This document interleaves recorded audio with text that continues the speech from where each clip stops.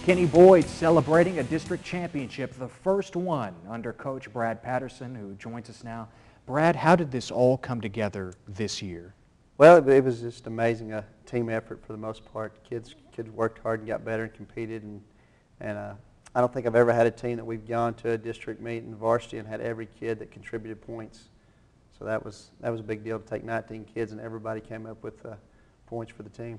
You had a kid in just about the finals of every single event, it seemed like. A district title after a third place finish a year ago. You had 4 individual district champions and, several placing high in addition to that to garner the points that made the difference. Well, going in, we felt like we could score around 150 points. And the way it turned out, we should have scored a little bit more, but everything just kind of fell in place and kids came through. You usually have some things you don't expect, but you usually have some things that go bad too. But we didn't have too many on the bad side. For pretty much everything went well.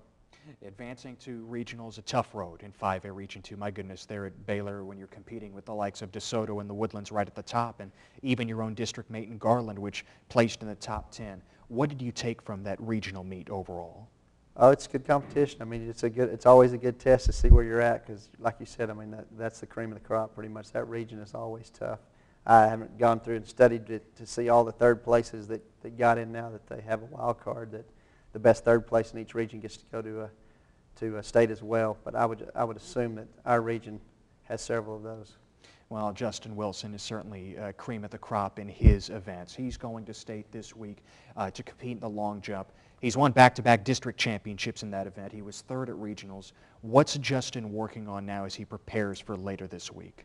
Just kind of going through the same routine, just working a little bit more maybe on our speed, but and our technique and our form. And he injured his arm at district, so we've been kind of take care of that, get that 100%, so he's ready to go. But just more of the same, just getting back to the fundamentals, make sure our steps are good and technique's good. If that injury had not taken place, who knows if Justin might have competed in additional events at state besides just the long jump. He qualified in the top 3 of both the 100 and the 200 meters before suffering an injury that prevented him from running in the finals of those events. How did he deal with that disappointment? I think he used it to motivate him. I mean, he was excited, and we didn't know until the week before, the week of regional, where he was going to be able to compete or not. And, I mean, we even talked about, we knew that the long jump was a better chance for him, and the triple jump was on Friday at regionals with the long jump Saturday morning.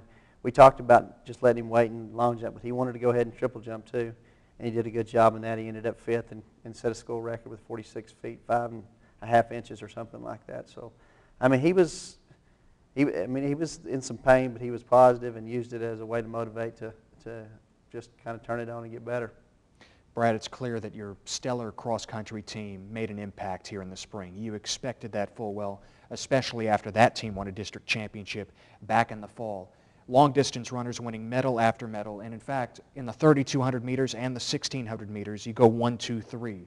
In the 3,200, it was Madden Ladwig winning, Kevin Boswell, followed by Joel Pogue. And in the 1,600, Pogue, Kyle Love, and Ladwig. Did you expect that kind of finish? You knew they would do well. Did you expect 1, 2, 3? I hoped. I knew we needed it, or I felt like we needed it, because last year, it took over 170 points last year to win the district. So, I mean, those had to be huge events for us. Our sprinters were down a little bit this year. We didn't have 10-6, 10-4, 10-5 kids, so we knew that we kind of had to make up big in the distance, so that we maybe weren't going to get high places in the relays. But, yeah, I expected them to do extremely well, and again, hope for that 1, 2, 3 finish for sure. And again, out of, I guess, a possible 72 points in the 8, the mile, and the 32, I think we got 60, 66 to 68. So, I mean, it was definitely good events for us. Trevor Walker could have certainly been in the top 3 of those events. Instead, you put him in the 800 and the 400 meters. He wins gold in the 800 at district, 3rd in the 400. What did you like about Trevor's character, being able to sacrifice for the team to take points in additional events? Well, I mean, he's just a great kid. Did whatever he was asked to do and competed well. And, I mean, it says something about his athletic ability too, that he has the range can run the 400 up to the 3,200. Ran right at 10 flat earlier in the 3,200. Ran mid 150s in the 8. I mean, just got incredible range, but. Just a good kid, do whatever he needs to. And again, the way it turned out, we didn't need his points in the 400, the way it all ended up, but you never know how that's going to be. But on paper, that was going to be something that was going to be important. at least before the meet started. And Trevor was a key member of your 4x4 relay that took home third place for the second straight year at district. And here in this Garland district, third place in that 4x4 relay, the track's premier event, the last event of the meet. Nothing to be ashamed of at all. Oh, no. We ran well. He ran tough. He ran anchor for us and brought it in and did a great job in anything he's asked to do. Cornelius McCassell was also a part of that 4x4 relay. Cornelius winning the district title in the high jump last year. He was second this year. What was the difference between first and second here from season to season? Well, the main difference for him is he had some little nagging injuries, and he ran and competed tough. I mean, and that kind of just spoke of the season for us. We had different little issues that we had to deal with, but the kids always seemed to come through and perform. And again, he had an ankle and a little knee that was swollen and some different things, but he hung in there and competed hard. Ended up getting fourth in the open 4 as well and running a good leg on the 4x4 as well. And I can't think of anywhere that 6'6" in a region would not get you points, but this year he cleared 6'6", and because of misses at previous heights, he only ended up 7th. Where if he would have cleared one more bar on his first attempt, if he cleared 6'8", he'd be going to state as well. So, I mean, it's crazy how close he was to qualifying and not even getting points at regional, but that's just the way the region is. You're able to gain a lot of points also in the throwing events. Matt Dodson in the discus, Big Laride Connerly in the shot put, taking home third place. What impressed you about those two? Well, those were, again, we're looking on paper. We need points in everything. And again, we didn't count a whole lot there. We thought we'd get some, but we didn't think they'd medal. I mean, the discus was on the first day, and Wiseman, a sophomore, came through and got a 5th there too. So, I mean, that was 7, 8 points that we really were just not counting on, but again, something just going right, and the kids stepping up, making something happen, and doing it at the right time. Were you counting on points in the pole vault? Braden Patterson coming up with a bronze medal in that event at district. Yeah, Braden McFadden. I was. Again, he's a freshman, so you never know what's going to happen. And pole vault's one of those events you never know what's going to happen. And a kid that's from one of the Garland schools jumped 13.6, and he ended up no-heighting.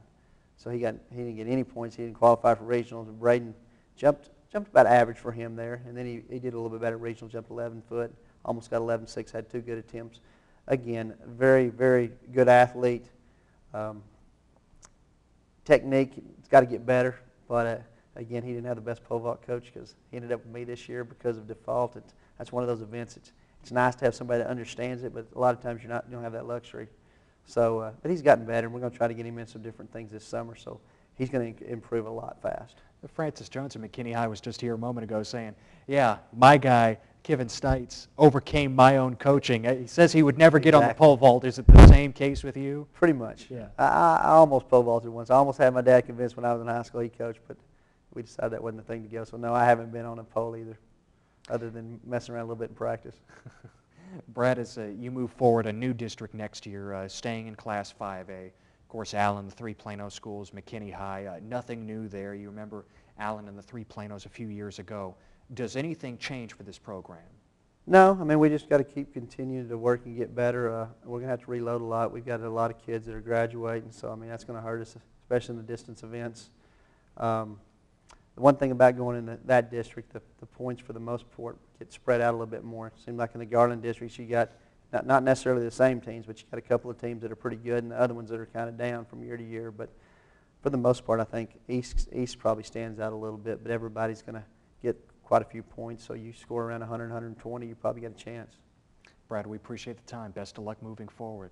Thank you. Brad Patterson, head coach of the Boyd Broncos. Certainly a lot to look forward to as the track program takes off, and a lot to look forward to this week. Justin Wilson competing in the long jump at the state championships at Class 5A in Austin.